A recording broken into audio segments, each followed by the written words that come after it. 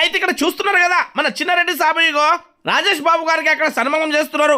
వారితో పాటు లోకేశ్వరం మండలంలో ఉన్నటువంటి బీజేపీ సీనియర్ నాయకులు, యువ నాయకులు, మాజీ సర్పంచులు, ప్రజాప్రతినిధులు ఈ విధంగా వచ్చి అక్కడ స్వీట్లు తినిపిస్తున్నారు. ఏంది సంగతి అని అనుకుంటున్నారా?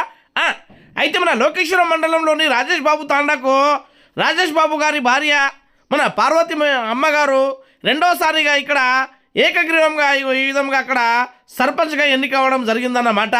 అందుకే ఈరోజు లోకేశ్వరం మండలంలోని పార్టీ కార్యకర్తలు కావచ్చు, అదేవిధంగా నాయకులు ఈ విధంగా అక్కడ వచ్చి సన్మానించడం జరిగింది. ఇక వారితో పాటుగా బలరాం నాయక్ గారిని కూడా ఏకగ్రీవంగా అక్కడ ఉప సర్పంచ్గా ఎన్నుకోవడం జరిగింది.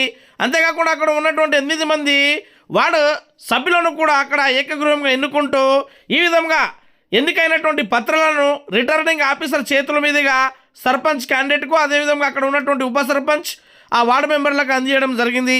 ఇక రిటర్నింగ్ ఆఫీసర్ వాళ్ళకు ఈ విధంగా శుభాకాంక్షలు కూడా తెలపడం జరిగింది. అంతేకాకుండా వారితో పాటు గ్రామస్తులు, యువకులు, రైతులు పెద్ద మొత్తంలో అక్కడ నూతనంగా ఎన్నుకోబడినటువంటి రాజేష్ బాబు గారి యొక్క సత్యమణి పార్వతి మేడం గారికి, అదేవిధంగా అక్కడ సభ్యులందరికీ శుభాకాంక్షలు తెలపడం జరిగింది.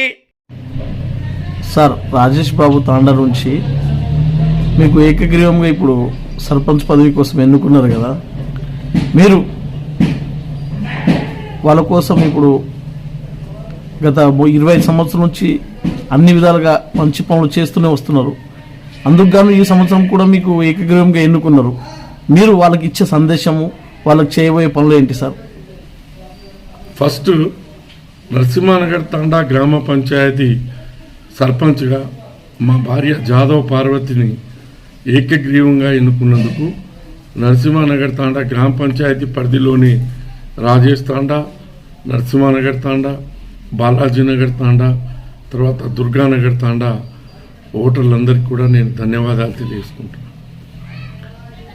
దీంట్లో మేము మా కుటుంబము ఎప్పటి నుంచో ప్రజాసేవలో ఉంది. గతంలో మేము ఉమ్మడి గ్రామ పంచాయతీ అయిన ఉన్న పుష్పూర్ గ్రామ పంచాయతీ కూడా మా భార్య జనరల్లో సర్పంచ్ ఎన్నిక కాబడింది.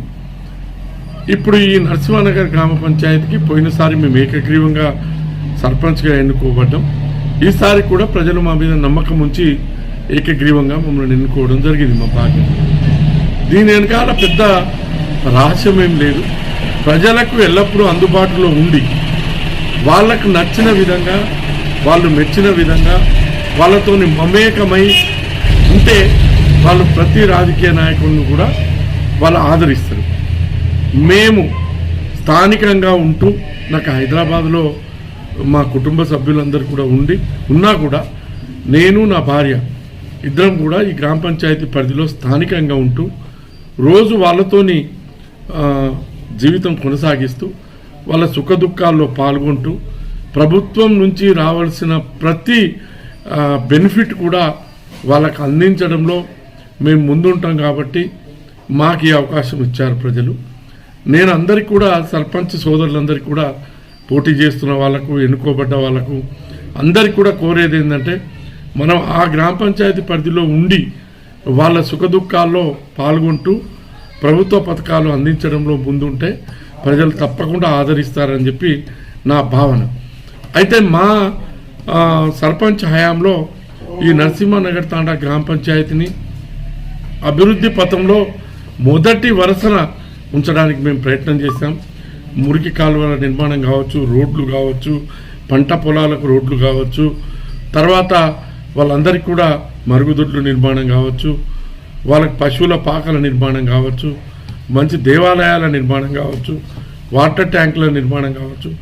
ప్రతి ప్రభుత్వం ఏదైతే పథకం ప్రవేశపెడుతుందో పేదల కోసం, లబ్ధిదారుల కోసం, గిరిజనుల కోసం, మరి ముఖ్యంగా ఇది గిరిజన గ్రామ పంచాయతీ కాబట్టి దాంట్లో మేము మొదటి వరుసలో ఉండి మా గ్రామ పంచాయతీ ప్రభుత్వం నుంచి రావాల్సిన ప్రతి లాభాన్ని కూడా మేము ఇక్కడ ప్రజలకు అందజేయడం జరుగుతుంది. కాబట్టి మాకు ఈ ఆదరణ లభించిందని నేను భావిస్తున్నాను.